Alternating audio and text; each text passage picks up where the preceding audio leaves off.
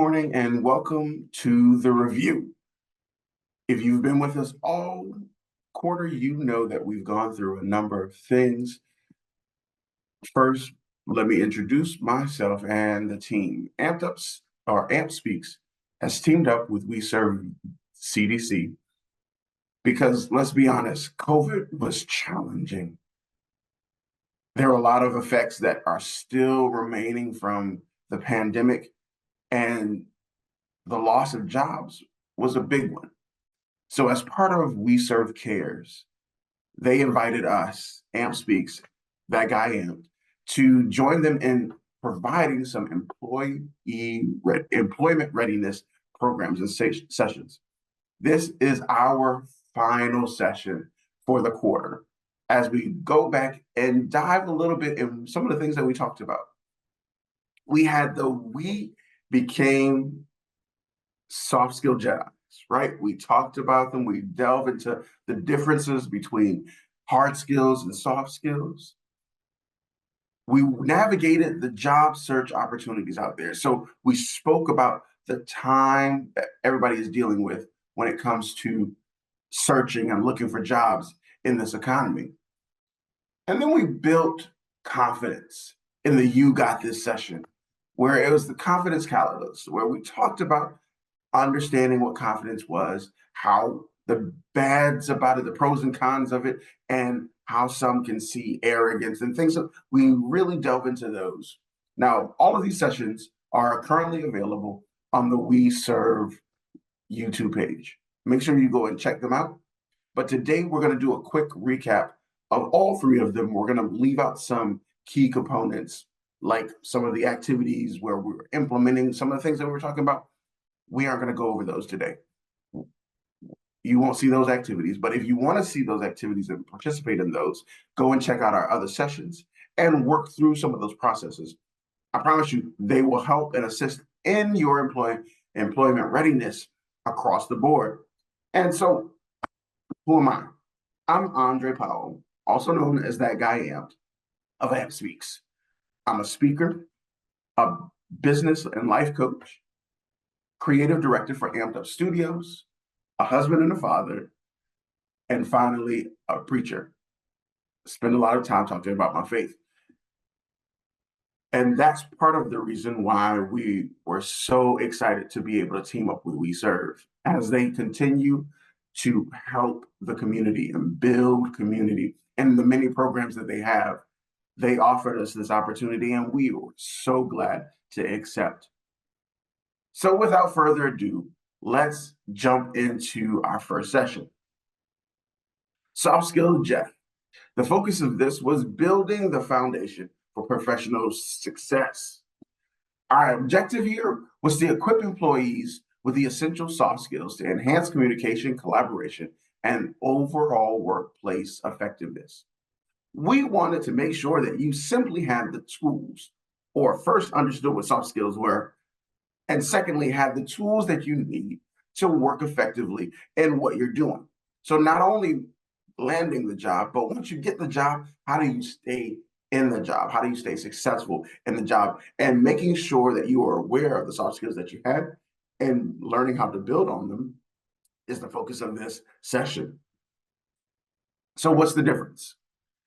We talk about hard skills, we talk about soft skills. Hard skills are very job-oriented, very job-specific. They're usually things that you can learn to do, and then you work them and you better them in how much you learn about them, right? They're job-related competencies. Like I would say, skills in Adobe Creative Suite. That's a hard skill. That may have been a skill that you didn't have before, that you were able to work on, learn from, lots of schooling, practice, all of those things. And so I wanted to say or remind you all to think about your resume. Those things that you put on your resume, those skills that you speak to on the resume are the ones that are most easily seen by things that you do. Whether you have your project management proficiency, certification, right?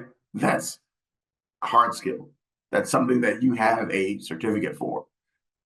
Awful. InfoSec, so information security, there's certifications for. That's very specific, very limited to a certain area. Now, within those skills, it may cover a lot of different things, but that primary skill is one that you often will find on your resume.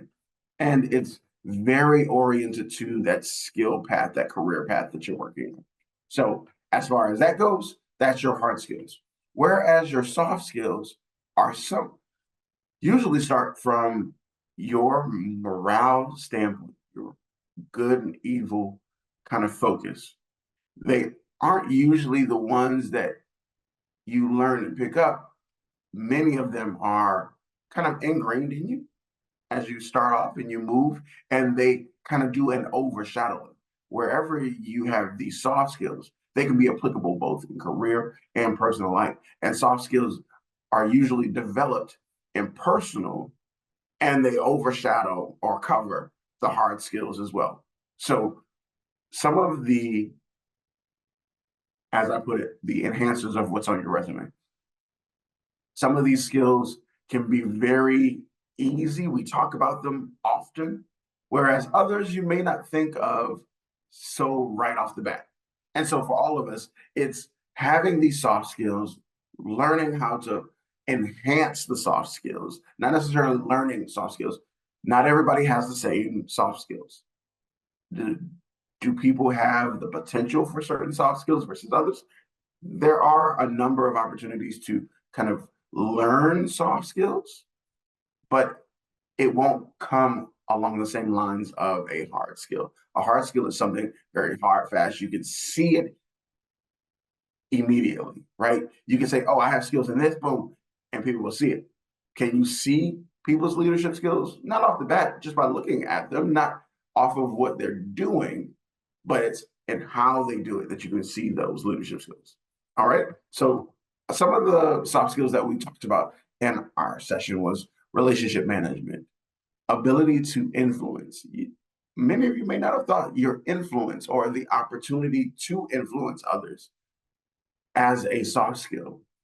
Compassion, conflict resolution, dealing with difficult situations, dealing with people in those situations, and how do you rectify those? Inclusivity. How are you including people on your team?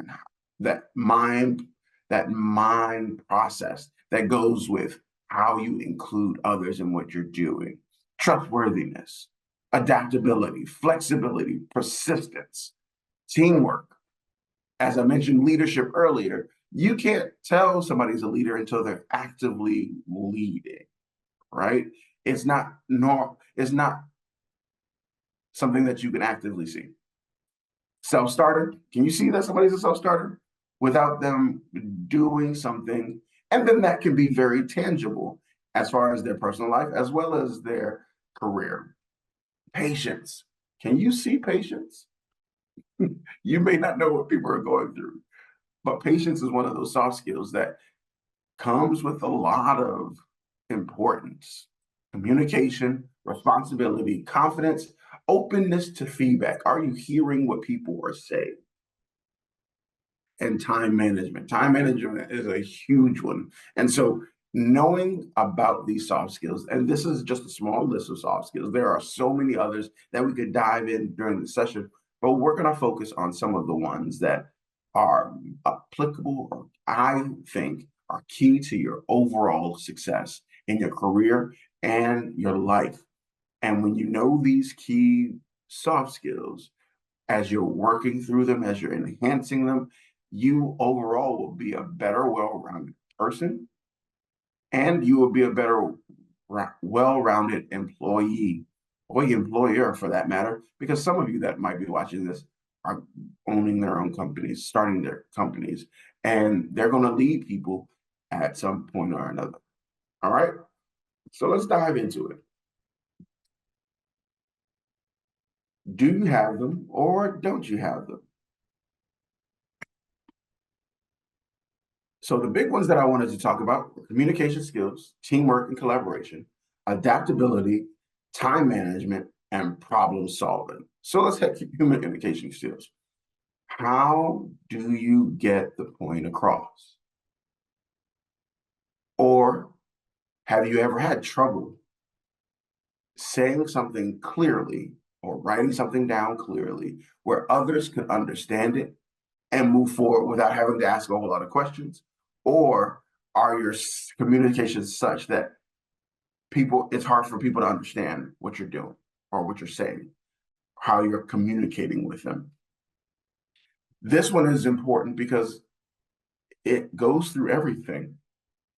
How we deal with people on the job, being able to talk with them, being able to convey an idea clearly is vital to everything that we're doing, because we want people to understand what we're doing. We want to be successful in it. And so how you communicate it, is it very lofty, right?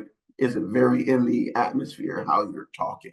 Or is it very concise and right to the point? Are people getting the point immediately, and can they move from it?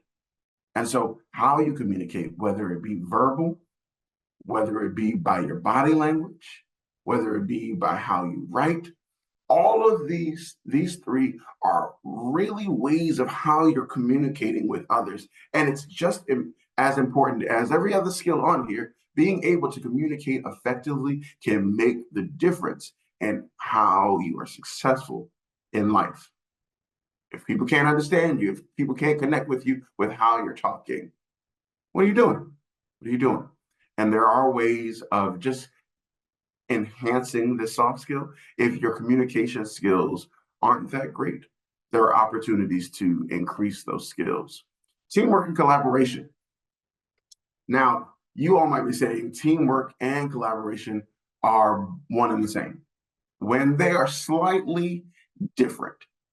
Your ability to work on a team and break down ideas and work in harmony with others, and the ability to collaborate, the ability to work on a project with others and just move, is slightly different, but not the same thing. It allows, the teamwork is more of the aspect of everybody working together to a common goal. What collaboration might not necessarily be working to a goal, is just how you work with others, right? You're coming up with maybe it's a project, and you do your piece, they do their piece, and move on. How you connect with people, how you all think in those opportunities can make all the difference of what you're doing. Adaptability. How do you pivot when things get tough, or when things get hard, or not even when the situation around you changes? How do you pivot in that? The adaptability is one of those ways of, sometimes we have situations that go on in our lives, and it makes all the difference with how we pivot. We change direction. Do we get frustrated and just give up? Or do we find a way to move forward? And so that can be a very big and important thing for us to do and have as we continue on in just learning how to be good employees. Excuse me, how we bounce back can be critical in us getting a job completed or failing at something that we had an opportunity to get done because something changed and we weren't ready to adapt. Learning that takes time. Adaptability also takes patience and just the opportunity to think as we get further, that big one, problem solving. But as we're dealing with that, you have to hit time management. Excuse me. Time management is important, and it's a soft skill that you don't see it or realize that you need it until you've missed things, missed deadlines, you missed being somewhere on time, or your focus was just different, right? And how you manage that time, how you break things down, how you go through your to-do list. If you say, hey, we're going to set something to this amount of time, do you stick to it? Or is everything just kind of fluid? Everything on your to-do list, we're going to work on these things and we're going to keep going. And there's no real set times how you manage time can make or break things and what you're doing and in your life. So this is a skill where people can't necessarily see your time management skills. It is a bunch of required pieces where you might have all these other skills, but because of time management, things fall apart, right? Or you might have some great time management skills, but you're missing other soft skills. So things fall. These five, even problem solving, thinking things through, analyzing what the situation is or what the cause of the issue might be, and how do you work up solutions. And as you all might see, all five of these work hand in hand with each other. Communication skills, being able to communicate, helps with teamwork and collaboration, helps with the opportunity to solve problems, can assist with knowing what is needed and necessary from a time management standpoint, and it allows you to pivot with how you're doing, with how you're talking to things and how you're getting things done. Most of the soft skills will enhance what you do, those hard skills, those skills that you've learned, you've got certifications for, you, all those things. These soft skills will enhance those. Now, leadership skills is not on the list, but it's one of those that everybody has a level of leadership, but everybody's ability as a soft skill, as a leader, can be significantly different. You can have 10 people in the same family and one be a leader because of age. Maybe they've developed certain leadership skills because of their age, or people have called on them to do things. So they find themselves leading, and that skill in them is just, they saw something in them and they nurtured it, and it's boom. That leadership skill is very different from all 10 of those people.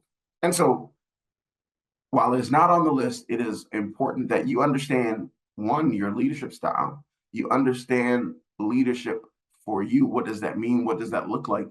And know the type of leaders that you work well with. Because sometimes, many times, leaders have leaders as well. And so knowing what leadership style you work well with, your leadership style. If you don't have a leadership style, it's okay, no problem.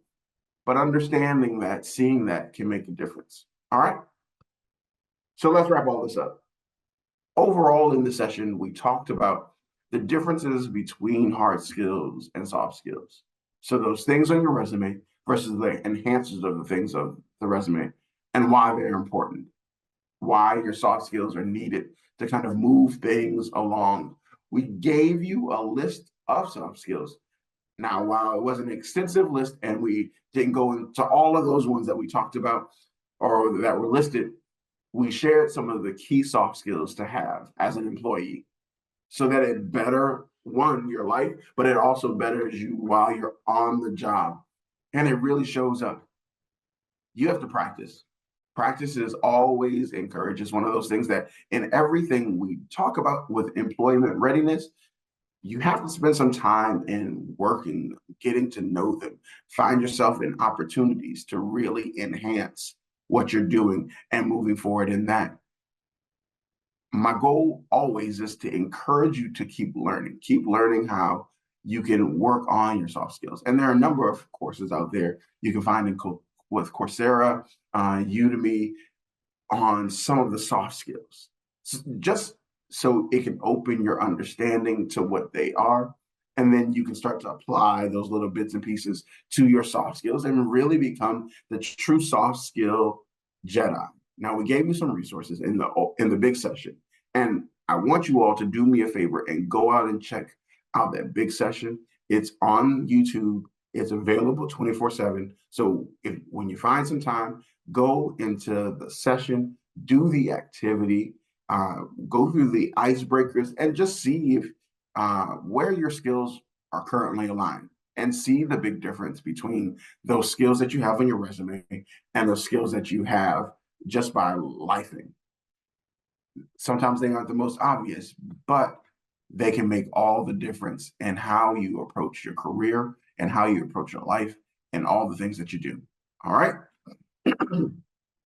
Let's jump right into our next session. Navigating success on the job hunt. Now, if you were in this session, we went through an icebreaker that delved into some of the job hunt words. We unscrambled some words that could be significant to job hunt success. And some of the things that we went over in the job hunt success required us to kind of step out of our comfort zone a little bit because unfortunately, things have become digitally oriented in many cases. And so we wanted you to just be successful in your job hunt because if you're doing it, it's for a reason. Whether you are not happy in your job and it's time to go, maybe you don't have a job. And so hopefully in this, you're encouraged a little bit more and you learn some of the fine tools to better your search. Or you're just looking for a change of scenery. You're just looking to see what else is out there as well. You might not be unhappy, but you want to see and make sure that you're getting the most out of what you're doing and putting your best foot forward. The job hunt can be tricky, but our goal here is to help you leverage all the opportunities that are out there to better your job hunt. All right, so let's dive in. Got your resume. Do you have a resume?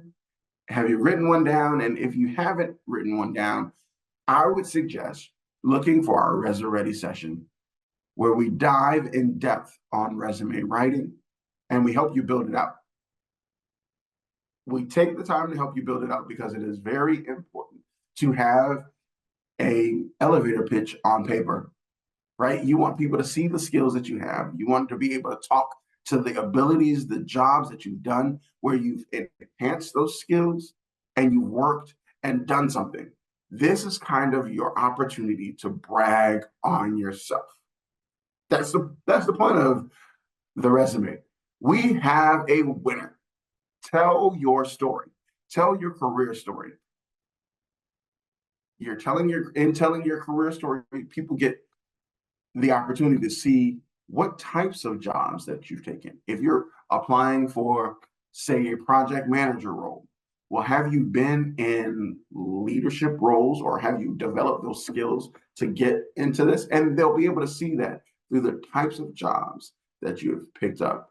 Even volunteer stuff, those count as well. And so we want to make sure that you're giving the best picture of it. We talked about in this session the key elements of it, making sure that when you have your resume, that there are keywords that are found in those different types. And so each career path, each job opportunity has its specific keywords that are associated with it. And so we want to make sure that you have those keywords are very easily pulled from your resume.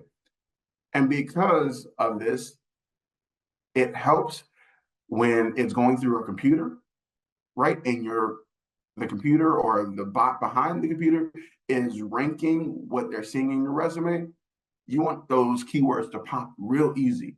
And so my suggestion with your resume always is to have a base resume that has all of your skills, all of your jobs in them, and then you cater our resumes for the job description.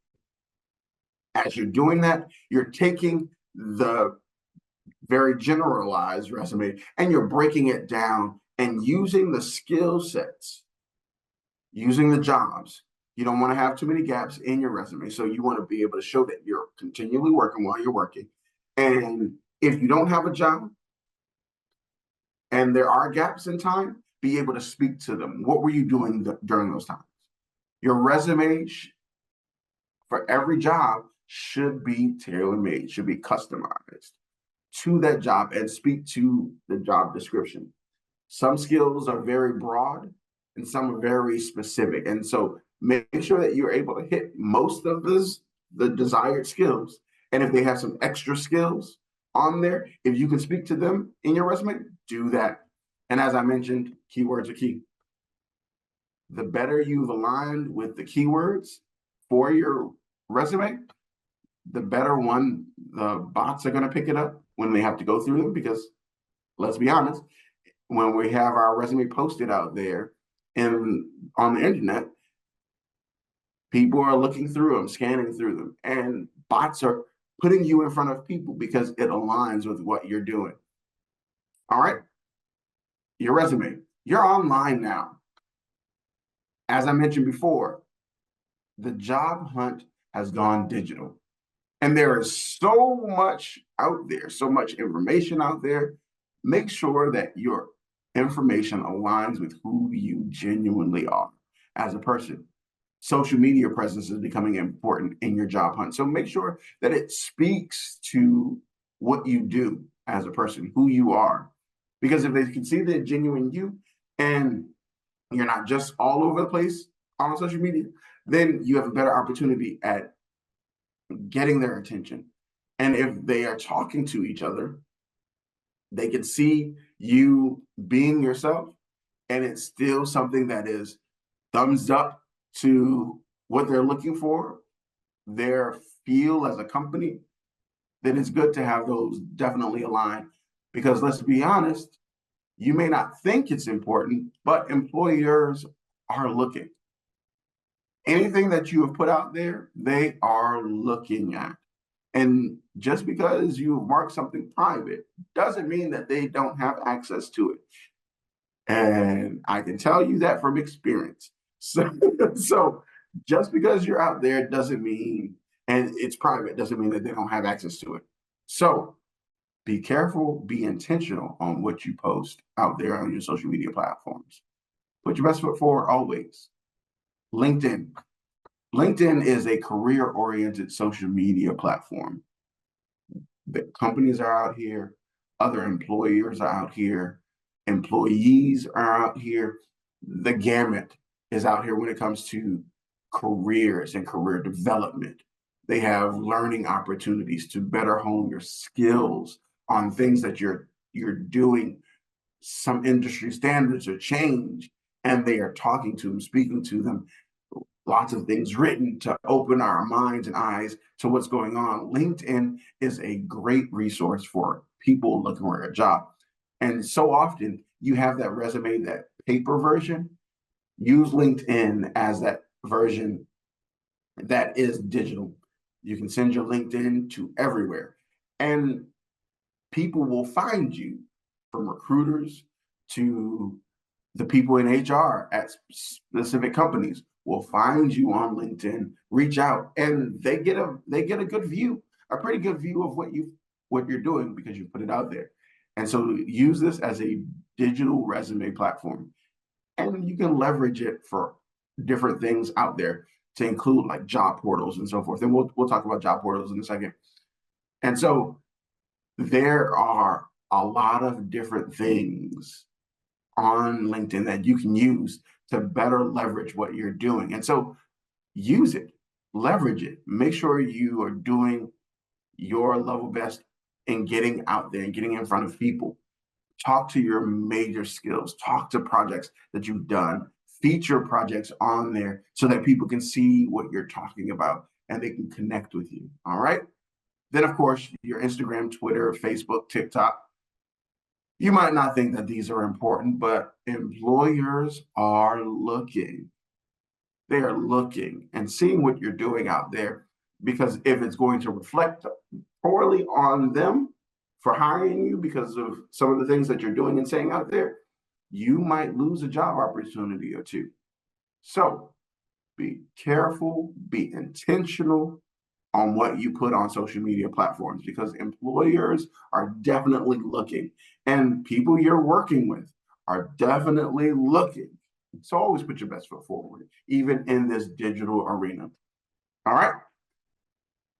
Job hunt. Where are you finding your jobs? Now, I mentioned LinkedIn, right?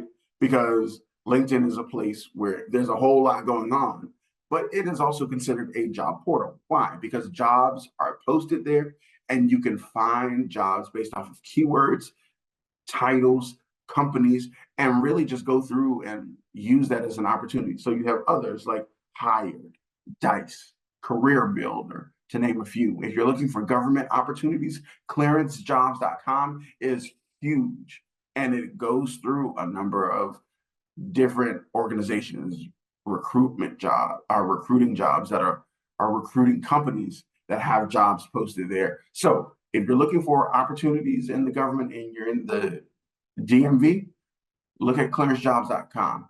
Promise you, once you put your account out there, you build your account, you put your resume out there, you will definitely get some hits and see what else is out there.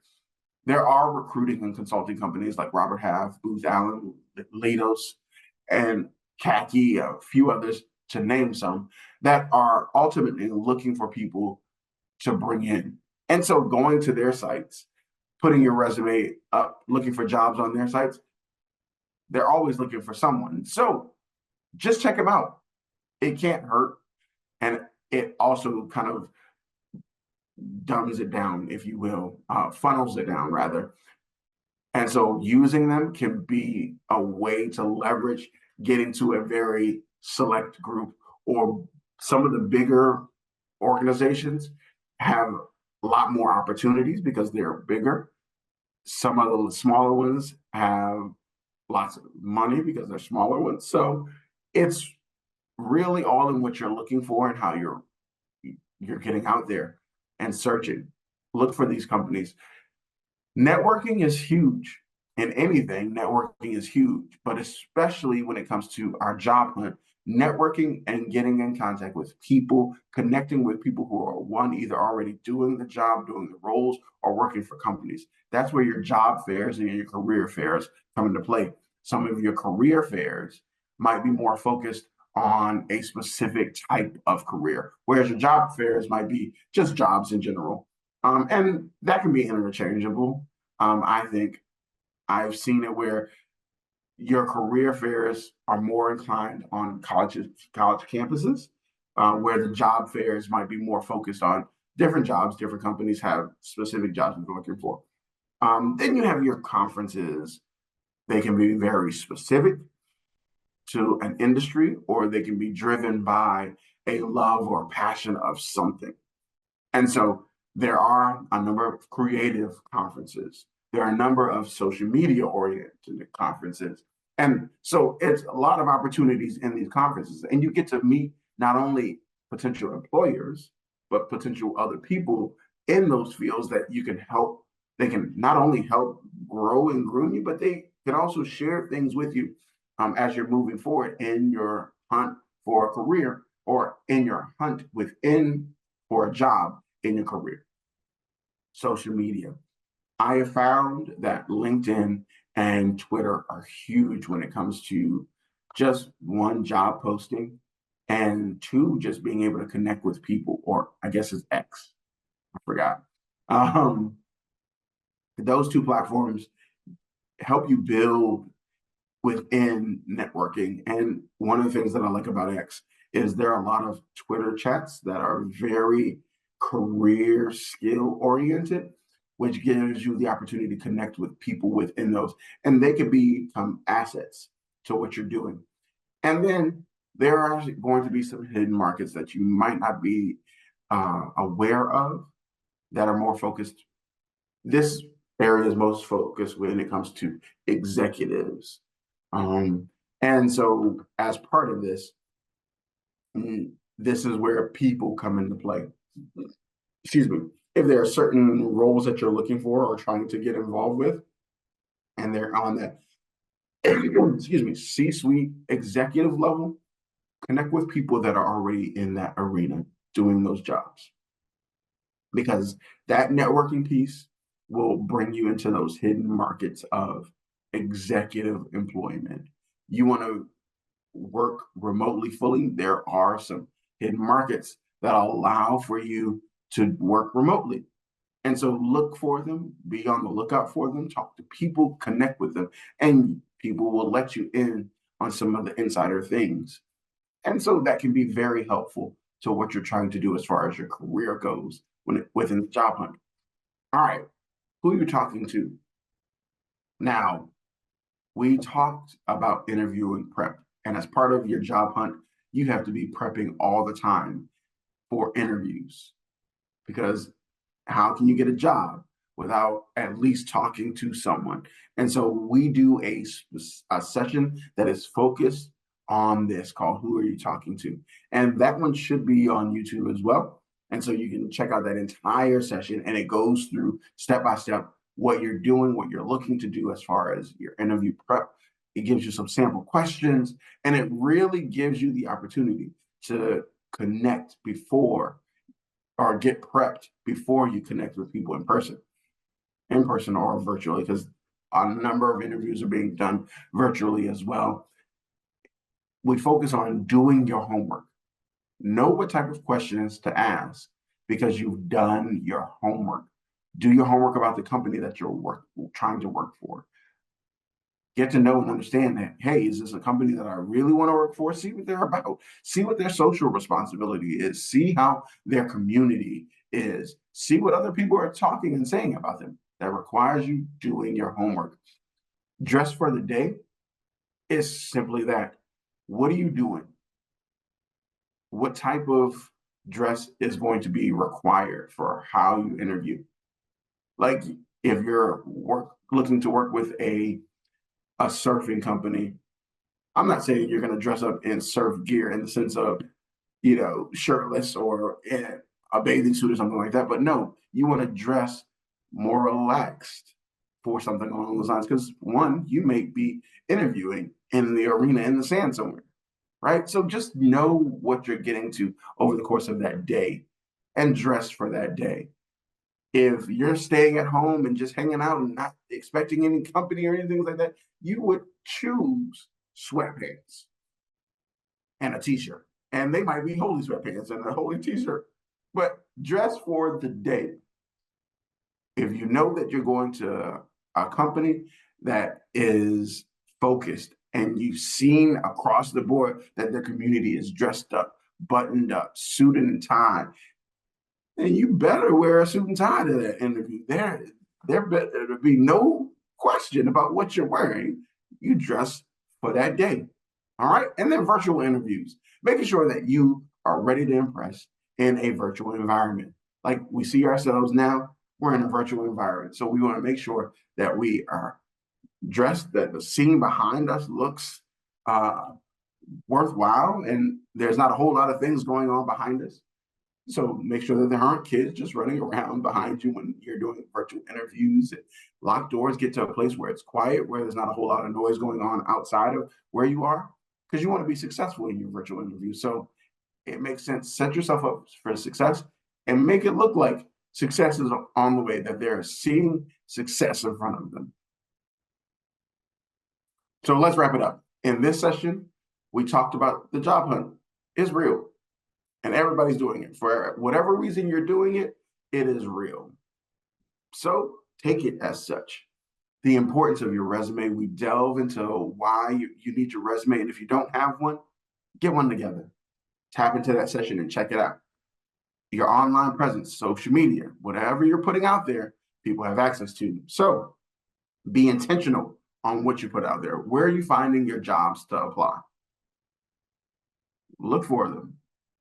They're all over the place. There are so many job opportunities. I would say go to LinkedIn, sign up, put your resume out there, start reaching out to people, connecting with people. It will make the difference. Elevator pitch. Your resume is your paper elevator pitch. You create a pitch where you're talking, you're able to talk to others more quickly and concisely on who you are as a person, and what you bring to the table as an employee. We talked about your interview prep, who you're talking to, how are you prepping, knowing the types of questions that are important to your industry. Then we talk about setting some career goals. That's ultimately what we need you to remember at the end. Set some career goals. Where do you want to be next year? 6 months to a year. Where do you want to be 2 to 3 years? Where do you want to be 5 years from now? Set those career goals, put them down somewhere, and check every so often, are you meeting them? Are you on the path to meeting them? What can you do differently? What do you need to do differently? And if you have that dream goal, that dream job in mind, put that somewhere and what it will take to get there. And you can start making those connections to that dream job now. Get the understanding. There might be somebody in that dream job now. And if you start that conversation now, if you start the building of relationship now, you get some inside information on what's going on. Set up realistic timelines as to what you need to do to get to that next point. And when you complete them, celebrate.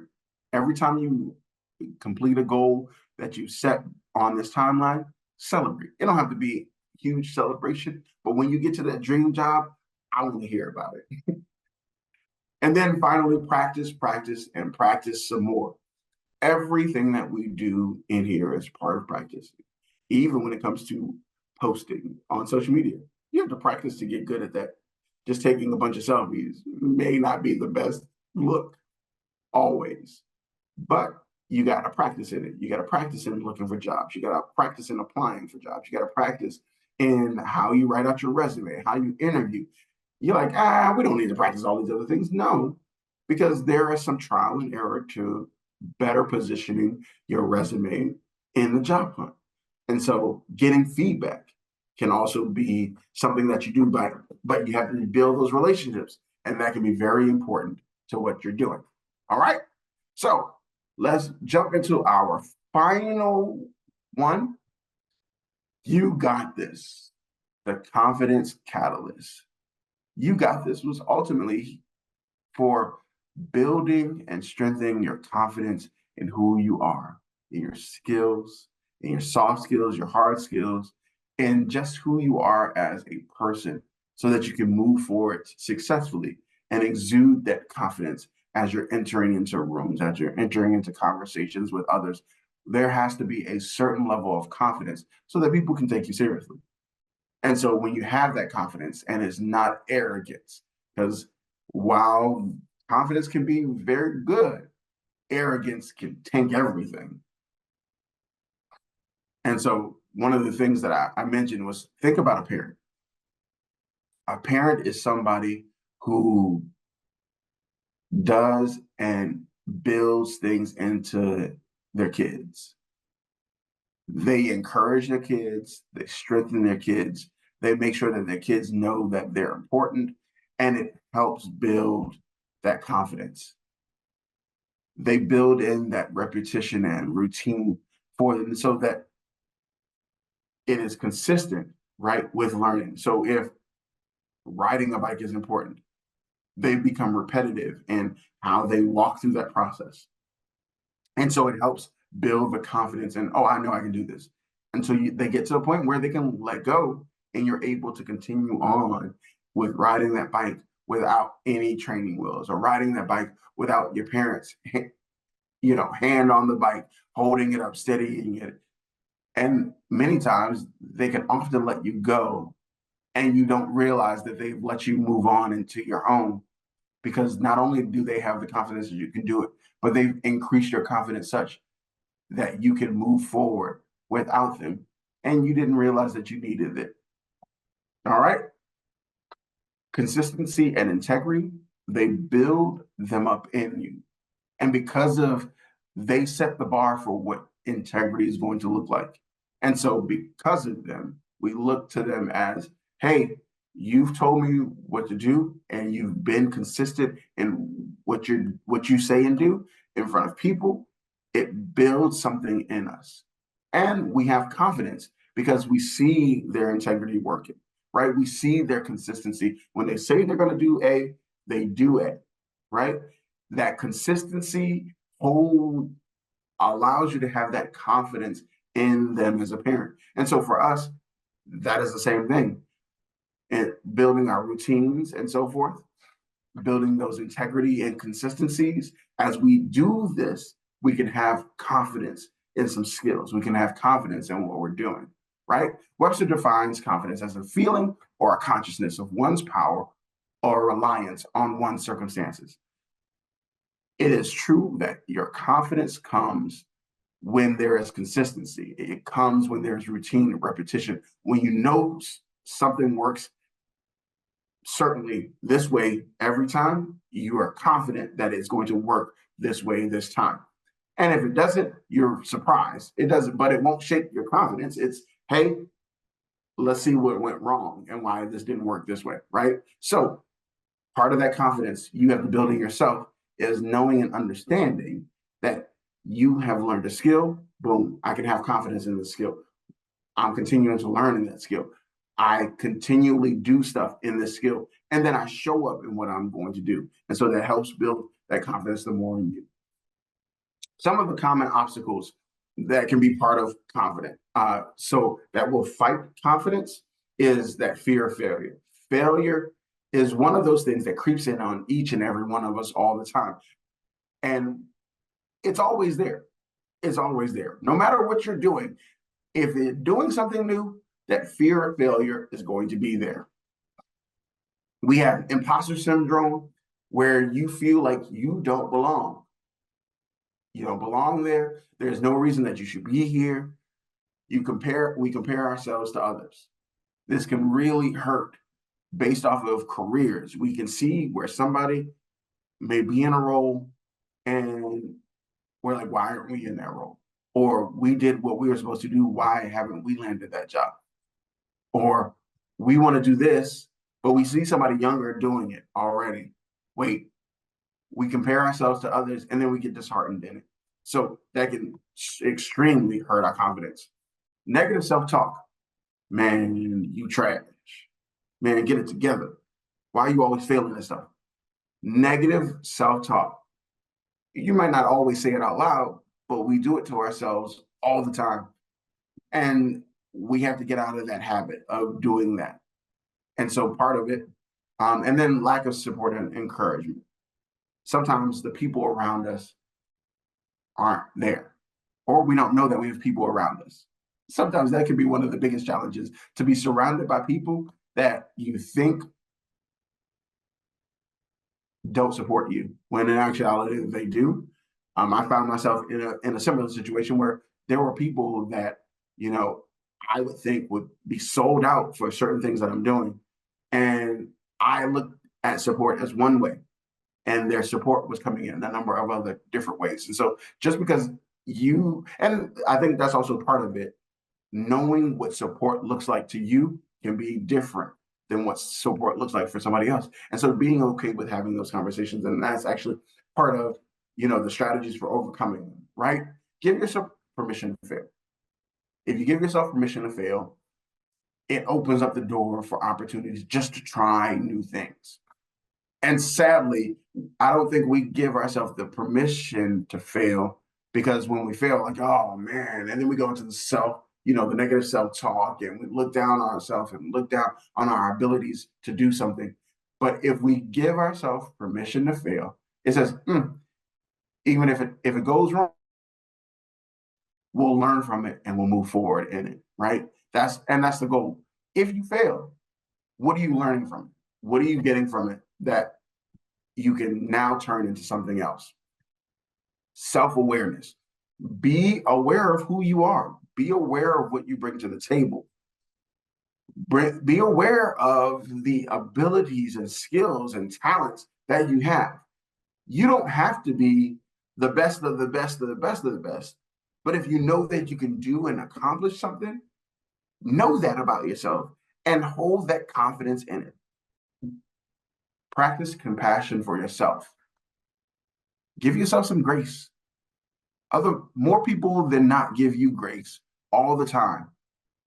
Be gracious and compassionate to yourself as well, because it took a lot for you to get here, to get to this point, right? So give yourself some pat on the back on top of just, hey, it's okay. It's okay. Speak kindly to yourself. It is indeed okay. And sometimes those look like affirmations. You're speaking kind to yourself. You are reaffirming the skills that you have. You're talking to yourself, because that internal monologue that we have with ourselves can make all the difference between if we're going to stay in a failure or we're going to move forward in something new. Okay. And then find yourself some mentors. Find yourself some support. If you feel like you need somebody that is already there or has already accomplished some of the goals that you're trying to get to, connect with them, hear what they have to say, understand what they're talking about, because that can make or break it sometimes, and then understand what support means for you and talk that over with people that you are looking to support you, because maybe they are supporting you, and because you have this conversation, that support conversation, they understand what you're looking for, and you're able to see what they're giving you already. All right. The importance of body language, how you talk, how you share with others, it is vitally important in everything that we do. And it can say this person is confident, or it can say this person don't know what they're doing. Key elements: posture, eye contact, facial expressions. Many people say, I can't, my face tells on me. If you hear that, that means your facial expressions are very vivid. They're very expressive. People can see what you're talking about by your facial expressions. And that can be a make or break depending on what you're doing. So make sure that you are aware of the type of facial expressions that you have, even if it means that you sit in front of a camera at times and you talk about certain things. Eye contact is important. When you're speaking to people, look them in the eyes, not as a means of intimidating or anything, but making that eye contact allows you to connect with them. And then how you're holding yourself. If you're always slouched over and you're always leaning over, or just be really set up and really just kind of polished, be very even, people can connect with you better because they're looking at it. All right. Your gestures. How are you showing different things? Are you pointing when it's unnecessary? Are you like, oh, I give up? All those things are important. And then, of course, your voice and tone, how you're saying things can make the difference. Your voice can be very nervous, very, yeah, it can get old. And then your tone, is it very bright? Is it very intimidating? Is it very bold? Or is it, that can make a difference, right? In how you're speaking and how you're delivering things to people. And even in the words that you say with your voice and your tone, they can make the difference. Practice. Everything that we've talked about requires some level of practice. And so practice projecting your confidence, projecting that confidence. All right. So let's change our mindsets a little bit, right? Self-talk for each of us looks different. I am a huge proponent of scripture. What does Christ say, or what does the Bible say about you? Or what has God spoken through his word for you? And so scriptures are very high on my list. People use affirmations and quotes to just kind of encourage ourselves, be positive towards ourselves. That self-talk, that self-speak, you want it to be positive. And so if you're using these different quotes to kind of trigger good thoughts, good positive thoughts in your mind, keep them around all the time. Keep them as part of your daily routine. Use some scripture. Like I know the thoughts that I think towards you, said the Lord, thoughts of peace and not of evil, to give you an expected end. One of my favorites, Jeremiah 29:11. It's a scripture that regularly I go over because it keeps me in that remembrance of there's something great for me. Thoughts of peace and not of evil. Very big difference, right? And so being in that mindset, we have to be intentional on the things that we allow into our minds and the things that we accept in our minds. The more positive that we put up there, the more positive we're going to get out in return and give out in return. All right. How are you growing? That's all important to you. How are you growing? Take a second to evaluate how you're growing and what it takes. If you're growing in a negative way or because you're not growing, if you're backtracking, like you were plateaued at one point, but now you're kind of dying, look at that. Change your mind a little bit. Focus on some things. Surround yourself with people, right, that are listening, that are helping you grow them more. All right? Always be open to learning something new. Always. Every day, you should learn something new. Every day. It doesn't have, and it does, and that's the thing. It doesn't have to be something big and grandiose, but every day you should learn something new. Whether it's a new skill, whether it's something new in science, whether it's new about job, relationship, and even learning about yourself counts. But being intentional on continually learning will open the doors to so many other things. Skill set development. Yep. Those hard skills and those soft skills, take some time in learning how to leverage them and make them bigger. All right. Now, let's talk about goals. We're running out of time in this session, but let's talk about these things real quick. We have a goal setting session that we talked about. And in that, we speak about SMART goals, being specific, being measurable, being achievable, being realistic, and time-based. As we're setting up goals across the board in our lives, even our career goals, as we do this, we can see them getting done and getting accomplished, and it makes it the difference. As I mentioned, we have a session on goal setting, and that is also on YouTube. It's available. Go and check it out. And it walks you through the different types of goals, both professional, both long-term and short-term, professional versus personal. And it breaks down this SMART goals concept in detail. We go over each piece of that. And so it will help you make goals such that you can see the progress and you get outside and you track them. So you have that ability. You've written them down, you've put them somewhere, you're tracking how they're going so that you can follow all the way from beginning to end the success of them. Then at the end of them, as I mentioned in our session before, reward yourself.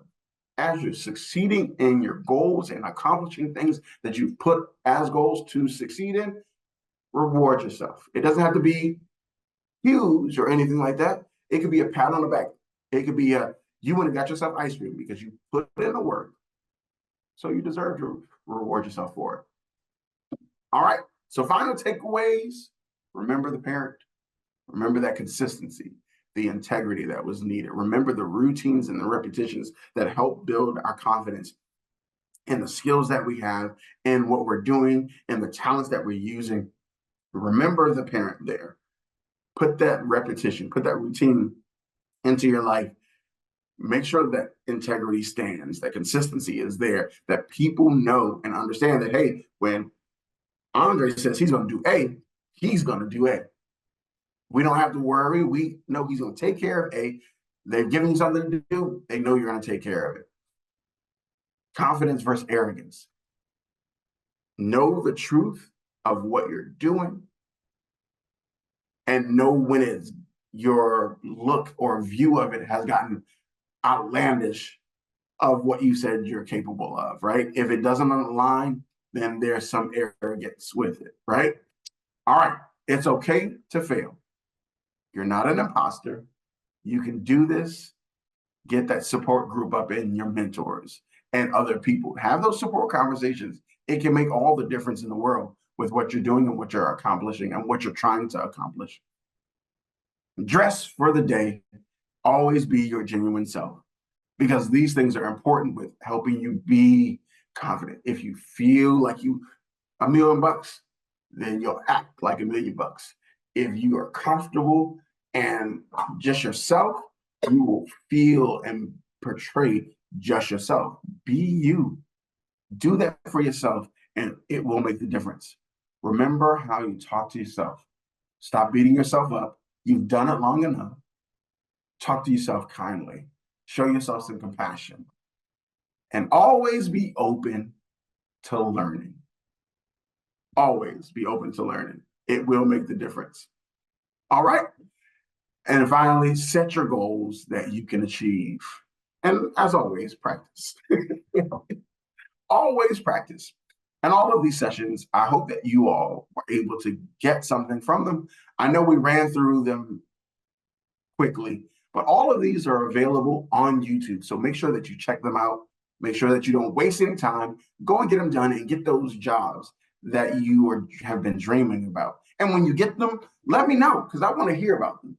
How you can let me know is follow me on at that guy Amped on all social media platforms, because I would love to hear from you and connect with you. And it gives you all the opportunity to connect with me as well. Feel free to shoot me a text message, set up an appointment. We can talk and break down some of the things that you're dealing with, going through, and work through some of the concepts that you've seen throughout this entire time of employment readiness. Shoot us an email at info@AmpSpeaks. Check out our website. See what we talk about. See some of the coaching sessions and do a discovery call.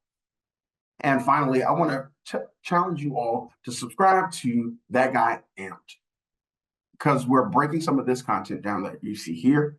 We're going to break it down into smaller snippets, videos, so that you all can get what you need and move on to other things, because we want you to be truly successful in what you're doing and what you're accomplishing in your careers. That was the point of us being asked to do this. WeCARE, or WeSERVE VA, thank you so much for this opportunity.